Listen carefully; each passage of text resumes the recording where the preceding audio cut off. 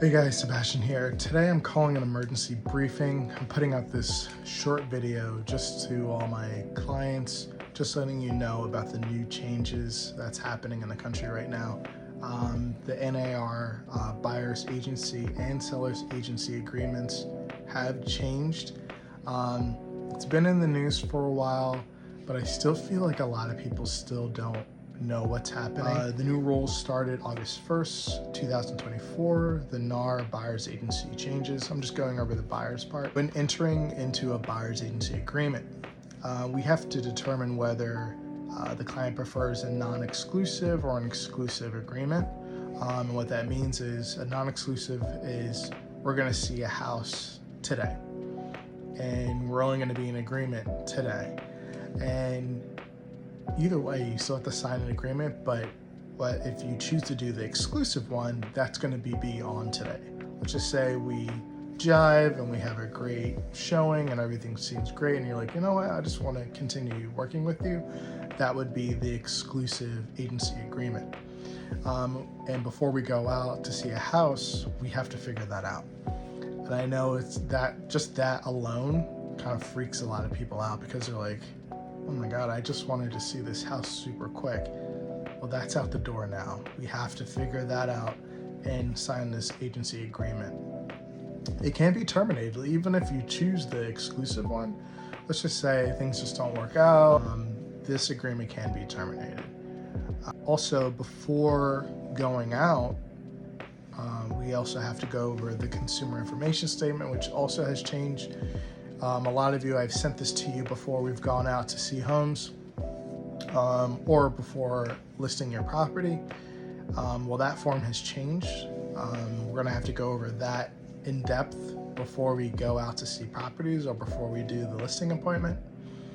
And also before seeing the properties, we might have to do a buyer's consultation as well. The next thing is seller's concession. And here's the really big part. I think this is what scared a lot of people away when I first started sending out an email about it, is there's gonna be a time you might find a really great house, but the seller is not gonna pay the buyer's side anymore. So what that means is sellers aren't required to pay the buyer side anymore. So that cost is going to be put onto the seller. That we can negotiate that, but now that means is you're gonna have to put down more money. That's what this whole lawsuit is essentially about, is this main part. So that can be rolled into your closing costs. It's not like an upfront cost or anything like that. They could roll that in, and that would be on like the HUD or the Alta at the end of closing. But yeah, that's, you know, whether it's 2.5, 3% or whatever. So now you have to add that into your closing costs. Closing costs is usually 3%, 4%. Now you have to figure in another 1 to 3%, which is pretty wild. Again, things are changing every single week. At first, veterans, because veterans can't do that by law. So now they're figuring out, they just changed the law where now they're allowing veterans to do that. So literally things are changing every single week, every single month. I'm probably gonna be hopping on here quite a bit while we go through the growing pains. Before I put out a video, I'll probably reach out to you guys first. Just, you know, we can have conversations together about this. I can't really get into the seller's concession part. And you might be like, why does he keep saying seller's concession? We can't say commissions anymore. We have to say seller's concession. That's part of the lawsuit as well. And then not only that, but we have to make sure that you understand the new regulations, and that before we go out, you understand what this means. So if we go to a house and it says 0% on the selling side, on the buying side, that you're not surprised, that you understand, maybe this house isn't for me, or maybe it is for me, but now I have to put out just a little bit more down. We also can negotiate that. That could be part of your offer as well, just so you know. Let's just say it says 0, but you say, hey, like, I'm putting in a really great offer. I think you should pay my buyer's agent 1.5, 2% or whatever. We'll negotiate that. I think that you could put that into your offer as well. So you don't have to just accept the 0%.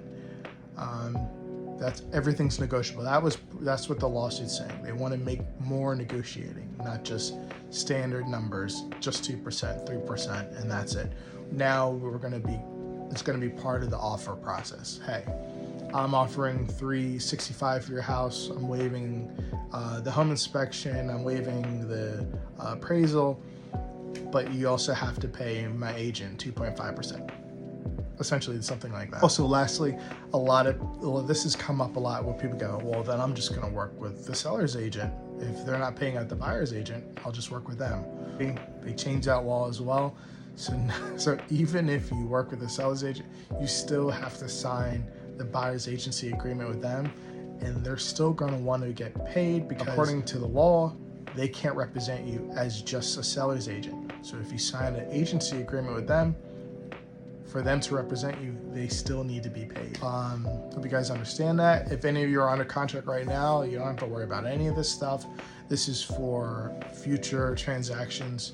So now you know when you're ready to buy in 5 years or 2 years that probably these rules will stand. If you're not under contract yet, these rules starting today go into effect. So we're gonna all have to sign buyer's agency agreements going forward to see more properties. Yeah, we'll have a buyer's consultation. If you haven't signed this already, we'll have a more in-depth meeting together. And yeah, thank you for stopping by Emergency Briefing. I will probably have another one of these in the next couple of months. Have a good day. Bye.